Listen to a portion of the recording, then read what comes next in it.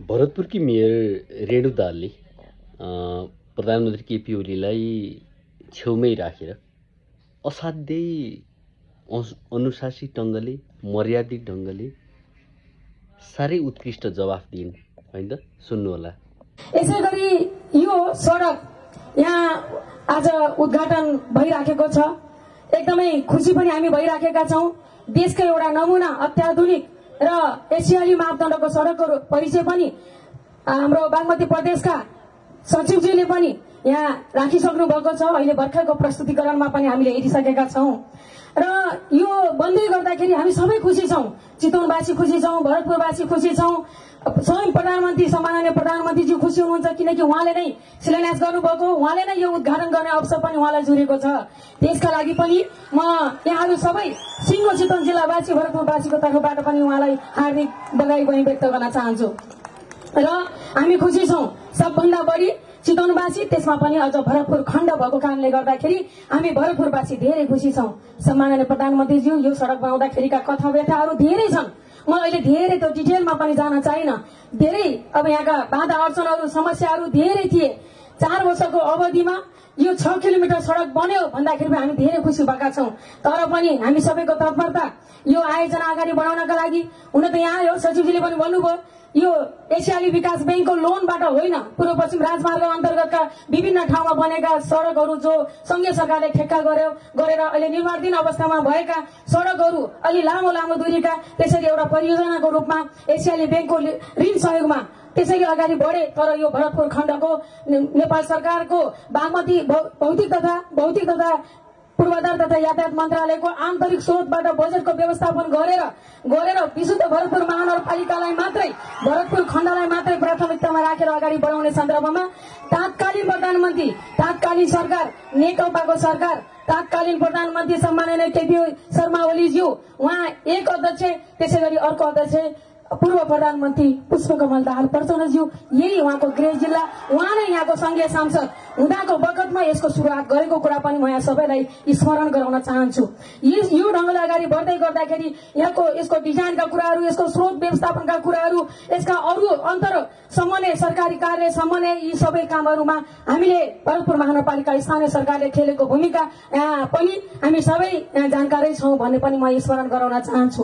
त्यो पछि पनि अब ठेक्का भयो, काम सुरुवात भइसकेपछि धेरै चुनौतीहरू थिए, जटिलताहरू थिए।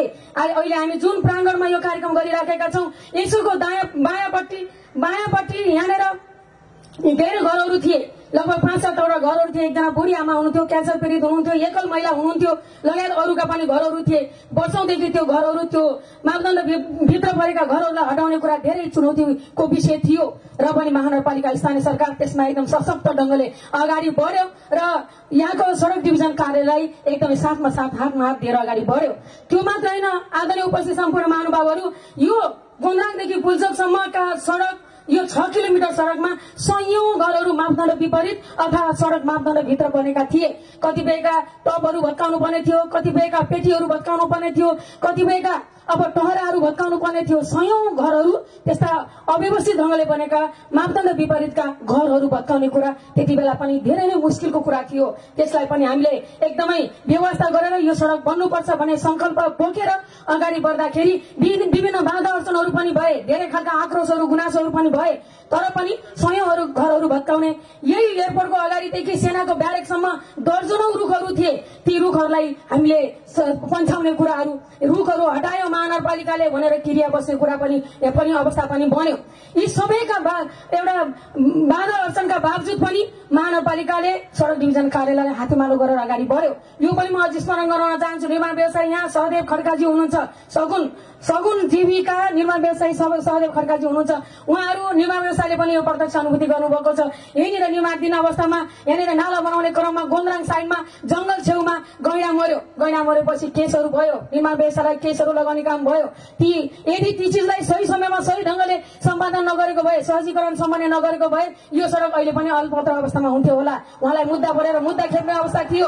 महानगरपालिकाको तर्फबाट, स्थानीय सरकारको तर्फबाट हामीले त्यो मुद्दालाई कसरी हुन्छ सहजीकरण गर्ने, समन्वय गर्ने र काम गर्ने वातावरण बनाउने सन्दर्भमा पनि भरतपुर महानगरपालिकाको भूमिका महत्वपूर्ण रहेको छ। यो कुरालाई पनि म स्मरण गर्न चाहन्छु। यी लगायत धेरै विषयवस्तुहरू छन्, मैले भन्न खोजेको कथा व्यथाहरू धेरै छन्। आज भरतपुर महानगरपालिकामा विकास भएको छ भनेर चाहिँ सबैजनाले त्यसलाई महसुस गर्नुभएको छ। कतिपयले भन्नुहुन्छ यो त संघीय बजेट हो, यो महानगरपालिकाले कहाँ यो चाहिँ अब जस दिन मिल्छ भन्ने कुराहरू छ। आदरणीय उपस्थित महानुभावहरू, भरतपुर महानगरपालिकामा महानगरपालिकाको बजेटले ठूला परियोजना त त्यो त सम्भवै छैन।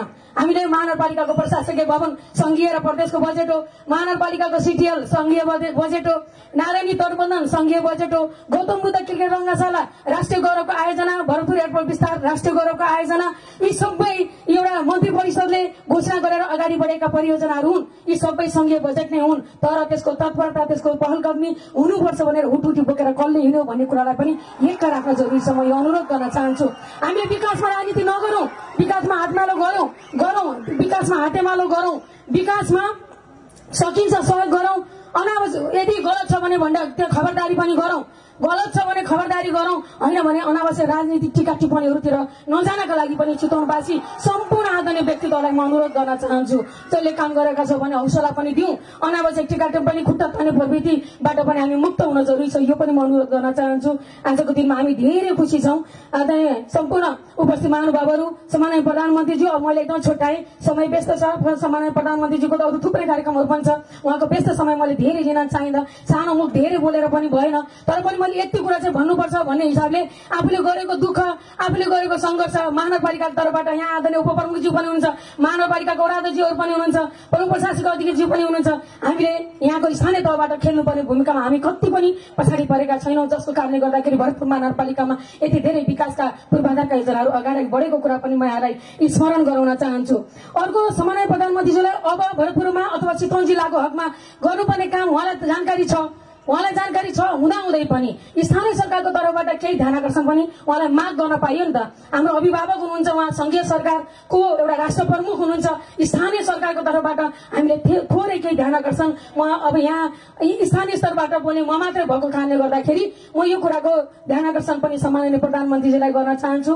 सम्माननीय प्रधानमन्त्रीज्यू, गौतम बुद्ध क्रिकेट रंगशाला निर्माण कार्य हामी भरतपुर महानगरपालिका र बागमती प्रदेश सरकार र संघीय सरकार तीन तहको सरकारबाट त्यसलाई अगाडि बढाएका छौं। हामीले पहिलो चरण भनेर बजेट स्रोत धेरै जुटाउन नसक्दाखेरि सीमित बजेटबाट तीन तहको सरकारबाट अहिले निर्माण कार्य लगभग 78 करोड़ ठेक्का सम्झौता भएर चाहिँ निर्माण कार्य अगाडि बढेको छ, स्रोत सुनिश्चित भएर त्यो काम अगाडि बढेको छ। अब त्यहाँनिर फ्लड लाइट जसरी हजुरले टियु रंगशालामा ठेक्का भएर निर्माण काम अगाडि बढेको छ, यो अन्तर्राष्ट्रिय गौतम बुद्ध क्रिकेट रंगशाला जो कि धुर्मुसुन्दली फाउन्डेशनसँग सम्झौता गर्दाखेरिको प्रमुख अतिथिको रूपमा पनि हजुर नै त्यहाँ उपस्थित हुनुहुन्थ्यो, त्यसकारण हजुरको पनि एउटा प्रतिष्ठाको विषय गौतम बुद्ध क्रिकेट रंगशाला छ। यसर्थ सम्माननीय प्रधानमन्त्रीज्यूलाई फ्लड लाइटका लागि बजेटको व्यवस्था आगामी 82-83 का लागि भरतपुर महानगरपालिकाको तर्फबाट विनम्र अनुरोध गर्न चाहन्छु। सम्माननीय प्रधानमन्त्रीज्यू, नारायणी तटबन्धन लगभग अब सकिएको छ। यहाँनिर 2वटा नदीले घेरेको यो ठाउँ हुनको नाताले धेरै ठूलो जोखिम, बाढीको बेलामा जोखिमको सामना भरतपुरवासीले गर्नु परेको छ। नारायणी तटबन्धनको लगभग सकिएको छ। अब यो सँगसँगै राप्ती तटबन्धनका लागि पनि आगामी आर्थिक वर्षका लागि बजेट जे जति हुन्छ सम्भव भएसम्म बजेट विनियोजन गरिदिनुको लागि हामी भरतपुरवासीको तर्फबाट विनम्र अनुरोध गर्न चाहन्छु। सम्माननीय प्रधानमन्त्रीज्यू, गोलाघाट र घोषाघाट मध्ये एक ठाउँमा पुल नवलपुरसँग जोड्ने र हुलाकी सड़क मध्येको त्यो पुल त्यो चाहिँ जहिले पनि अध्ययन भनेर चाहिँ बजेट राखिन्छ, तर त्यसको काम अगाडि बढ्न सकेको छैन। यसलाई काम हुने हिसाबले बजेटको व्यवस्था र नीतिगत हिसाबले पनि आगामी नीति कार्यक्रममा पनि यसलाई समावेश गरिदिनु हुनका लागि हामी भरतपुरवासीको तर्फबाट, नवलपुरवासीको तर्फबाट पनि हामी विनम्र अनुरोध गर्न चाहन्छौं। अब यसै गरी एयरपोर्ट विस्तारको लागि राष्ट्रिय गौरवको आयोजना भनेर अगाडि बढ्यो, टर्मिनल भवन बन्दैछ, विस्तारको योजना। अब यहाँनिर विभिन्न प्रक्रियागत अब झन्झटले गर्दाखेरि थोरै ढिला भएको छ। बजेट विनियोजन त भएकै थियो यो आर्थिक वर्षमा, तर कार्यान्वयनको दिशातर्फ खासै एउटा चाहिँ अब तीव्र ढंगले अगाडि बढेको छैन। अब सेनाले आइई उता घोडा प्रजनको लागि शक्तिखोरमा आइईको प्रोसेस अगाडि बढाएको छ। आइई भएर उता घोडा प्रजन बनेपछि बल्ल विस्तारको काम अगाडि बढाउने भन्ने छ। अलि ढिला भएको छ कार्यान्वयन। यो दिशातर्फ पनि म गम्भीर ध्यान राख्न संघीय सरकार सम्माननीय प्रधानमन्त्रीज्यूको गर्न चाहन्छु। यसका लागि अर्को यहाँको भरतपुरवासीका लागि सम्माननीय प्रधानमन्त्रीज्यू, भरतपुरका लागि एउटा सट्टै चिन्ताको विषय, भरतपुरवासी धेरै आतंकित छन् रेल लाइनको विषयलाई लिएर। रेल लाइनको विषयलाई लिएर धेरै आतंकित छन्। तात्कालीन अवस्थामा पनि हामीले प्रधानमन्त्रीज्यू, तात्कालीन भौतिक मन्त्री रघुवीर महासेठज्यूलाई यो रेल लाइनको विषयमा यही महानगरपालिकामा यी पीडितहरूलाई पनि राखेर हामीले अन्तर्क्रिया गर्यौं र महानगरपालिका कार्यपालिकाले बैठकले यो 20 भागबाट भरतपुरको एकदमै 20 भागबाट रेल जाने कुराले यहाँका जनताहरूको एकदमै त्यहाँ चाहिँ अब उहाँहरूको 20 बाट जाँदाखेरि ठूलो एउटा जोखिम पनि र उहाँहरूको सम्पत्तिको पनि अलिकति असुरक्षित हुँदाखेरि त्यहाँका नागरिकहरू धेरै पीडित र आफू धेरै नै आतंकित अवस्थामा रहनु भएको छ र कार्यपालिकाले हामीले निर्णय गरेर दुईवटा विकल्प दिएका छौं। हामीले गोन्द्राङदेखि जंगल किनारा हुँदै हामीले आपटारी हुँदै पारी चाहिँ नवलपुर निकाल्ने भनेर एउटा विकल्प महानगरपालिकाको कार्यपालिकाले हामीले संघीय सरकारलाई प्रस्ताव पठाएका छौं भने अर्को विकल्प हामीले जंगल हुँदै यतातिर गोलाघाट हुँदै अब नवलपुर उतातिर लैजाने पनि विकल्प हामीले दिएका छौं। 20 भाग भरतपुरको मुख्य सहरको 20 भागबाट लाँदाखेरि यहाँको जनतालाई धेरै ठूलो नोक्सानी हुँदाखेरि यो विकल्पको रूपमा पनि सम्माननीय प्रधानमन्त्रीज्यूलाई भरतपुर महानगरपालिकाको तर्फबाट गम्भीर ध्यान आकर्षण गर्न चाहन्छु। अर्को माडी जाने बाटो जहिले पनि माडीवासीहरूको यो एकदमै पीडा कष्टपूर्ण यात्राहरू छ, त्यो बाटो पनि जहिले पनि यो एकदमै भन्ने मात्रै विषय भयो, कार्यान्वयन दिशातर्फ गएको छैन। यसलाई पनि के कसरी हुन्छ कुनै दिनमा। अर्को औद्योगिक कालिकामा शक्तिखोरमा औद्योगिक क्षेत्रको कुरा पनि डीपीआर बनिसकेको छ, कार्यान्वयन गर्ने कुरा जहिले पनि त्यो अब यतिकै कार्यान्वयन नभएर कुरामा मात्रै सीमित भएको छ। यो कुरालाई पनि औद्योगिक क्षेत्र निर्माणका लागि पनि निर्माण प्रक्रिया अगाडि बढाउनका लागि अब आगामी 82-83 का लागि यसलाई विशेष ध्यान दिनका लागि हामी हार्दिक अनुरोध गर्न चाहन्छौं। अर्को मेडिकल कलेजको रूपमा न्याम्स अन्तर्गत आङ्गी कलेज भनेर हामीले भरतपुर अस्पतालमा गएको मन्त्री परिषदले निर्णय गर्यो, बजेट पनि थोरै धेरै भयो तर त्यो कार्यान्वयन हुन पाइराखेको छैन, कार्यान्वयन भएको छैन। यसलाई पनि कसरी हुन्छ एउटा शिक्षण अस्पतालको रूपमा भरतपुर अस्पताल जो संघीय अस्पताल भइसकेको छ यसलाई पनि अगाडि बढाउनु पर्नेछ।